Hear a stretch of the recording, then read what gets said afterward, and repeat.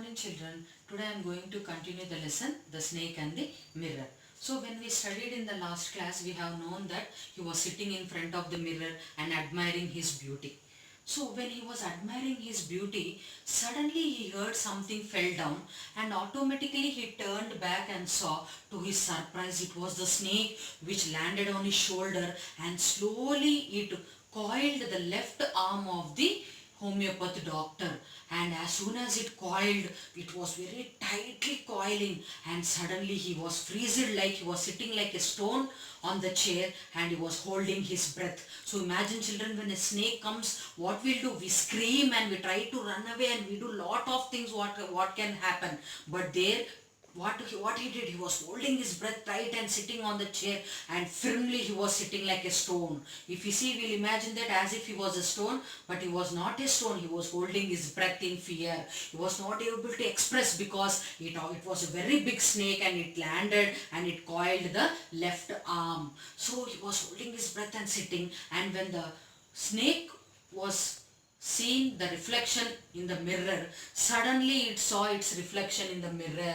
So the snake saw, and automatically slowly it crept down onto the table, and it went in front of the mirror. See, not only the homeopath doctor, even the snake wanted to admire his beauty maybe. So it went there and it was seeing its reflection. So automatically it was thinking like what?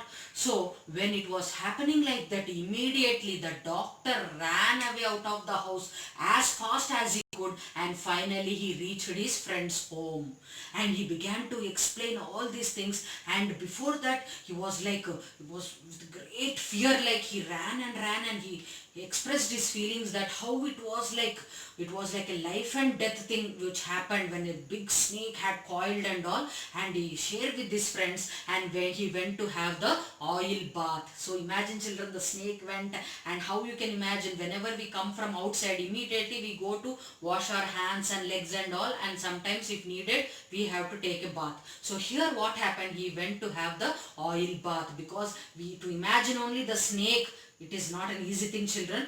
So, and after this he slept there only with his friends, and when the morning he woke up, and along with his friends, he wanted to know whether the snake has left the room or it was in the room itself. So along with his friends he went there, and to his surprise, could you imagine children, there was no snake.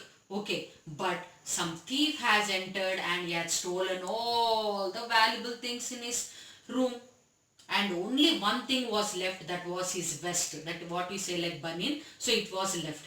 So the doctor got irritated, like why he left this one, and remaining all the valuable things, the black waistcoat, his suitcase, 60 rupees, and dhotis and shirts and many things, valuable things were carried away by the thief, but the only thing left was the vest. So he began to think about all these things, and he was very much disappointed. And later, after some time, he began to, with his sense of humor, he began to imagine that, see, not only me, even the snake is admiring its beauty when it saw its reflection, and very happily he was thinking about that one. And maybe I think he had enjoyed the thing of knowing all these things, and he was frightened as well as he carried out in a humorous way.